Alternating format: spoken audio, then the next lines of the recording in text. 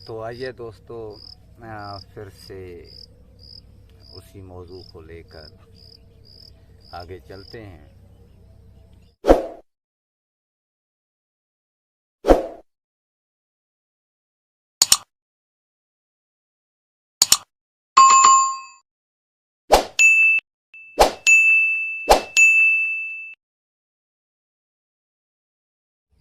वो फर्स्ट एक एक्सपीरियंस जो मेरा दरगाह इलाहाबाद शरीफ गुज़रा या हो गया, मैं वहाँ से निकल आया। दोस्त ने रिमार्क्स लिए, कमेंट्स लिए।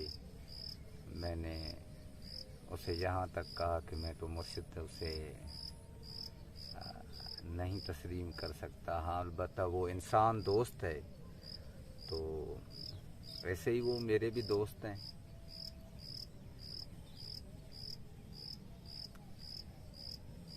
लेकिन उसकी मधुर आवाज़, उनकी मधुर आवाज़, उनकी शीरीनी आवाज़ का रस तो मेरे वजूद में जैसे घोल दिया गया था।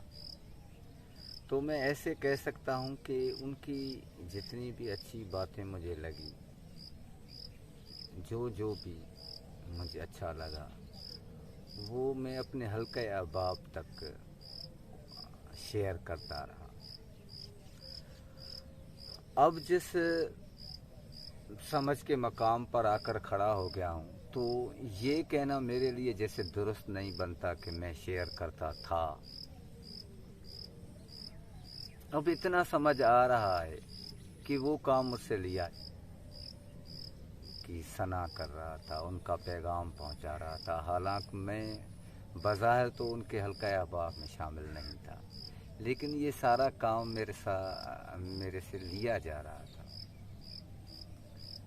अब कैसे लिया जा रहा था, कुदरत किस तरह ले रही थी, उसके पीछे अगर हम लॉजिक के तौर पेश करें तो इंसान जहाँ भी जाता है और जिस भी महफिल में जाता है, तो या तो पॉजिटिव इफ़ेक्ट्स उस पर पड़ते हैं या नेगेटिव इफ़ेक्ट्स पड़ते हैं। तो मुझ पर ऐसे ही मुस्बत असरात पड़े और वो अपना काम करने लगे। तो ये भी अगर देखा जाए तो कवानीन के तहत ही होता है सारा कुछ। लेकिन जब हम ये कहते हैं कि नहीं भाई, मैं तो ये अच्छा काम कर रहा था, तो इससे ना और मजबूत होती है। इंसान गरूर का शिकार होने लगता है, मगरूर होने लगता है।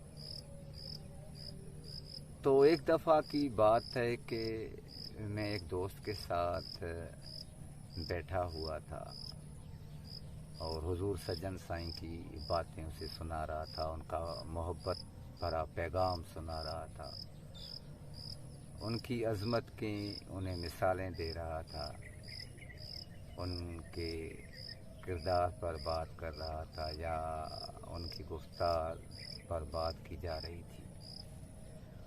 तो हम दोस्त आपस में ये बातचीत कर रहे थे। वो पूछ रहा था मेरे फर्स्ट एक्सपीरियंस के बारे में जो दरगाह इलाहाबाद शरीफ गुज़रा था। फिर सेकंड एक्सपीरियंस हुआ, वो भी मैंने आपको सुनाया था। तो वो भी मैंने उन्हें बताया था। तो ऐसे में एक शख्स आया, अजनबी शख्स आया जिसे मैं नहीं जानता था। वो ज़ात का चांडियो था। हाँ, मुझे अच्छी तरह याद है कि वो ज़ात का चांडियो था।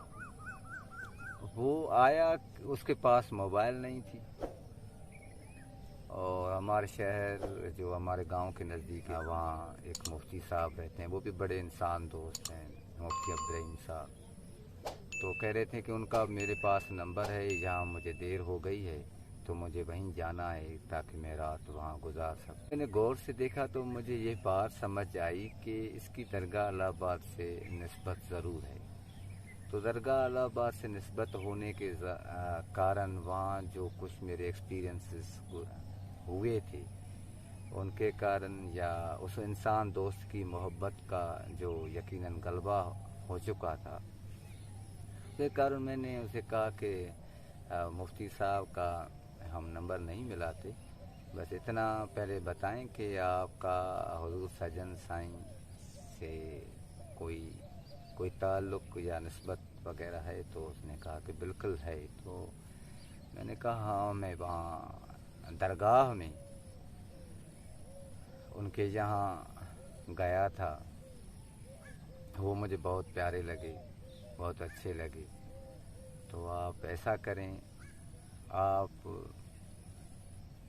यूँ समझ लें कि उनकी निस्बत से हमारे मेहमान हैं, आज रात हमारे पास रुकें और फिर कल सुबह बेशक आप जा सकते हैं।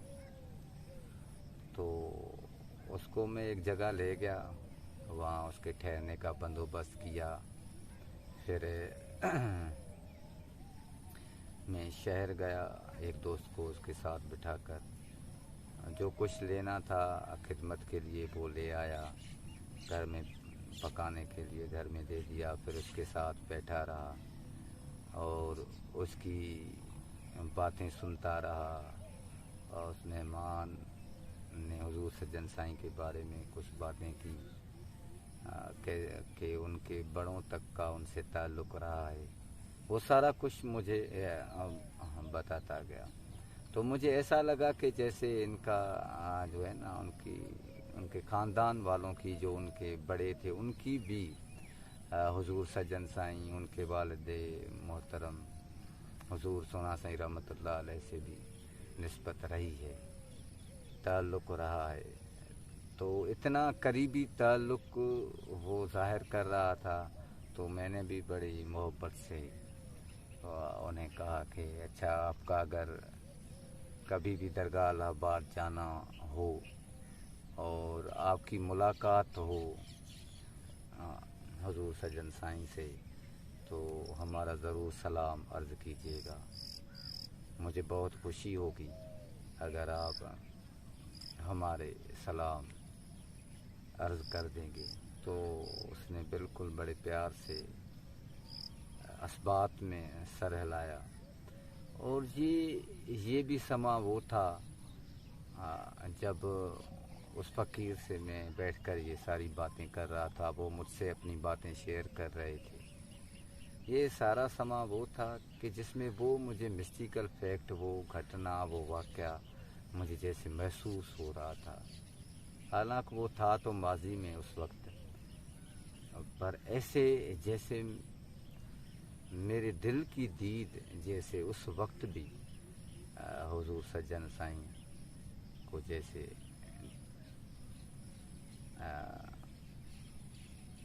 देखने की कोशिश कर रही थी।